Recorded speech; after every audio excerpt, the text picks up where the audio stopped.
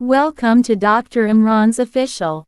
Today we will discuss knee pain and its causes. Knee pain can have various causes, including injuries, such as ligament tears ACL, MCL, meniscus tears, or fractures.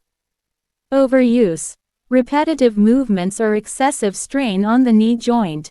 Arthritis, osteoarthritis, wear and tear, rheumatoid arthritis, autoimmune, or other forms of arthritis. Tendinitis, inflammation of the tendons around the knee. Bursitis, inflammation of the bursae, small sacs of fluid that cushion the knee.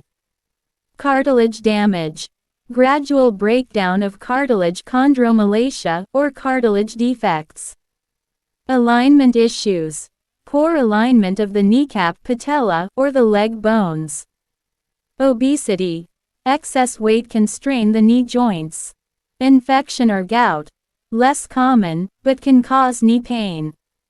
Nerve problems, conditions like sciatica can radiate pain to the knee. It's essential to consult a healthcare professional for a proper diagnosis and treatment plan if you're experiencing knee pain.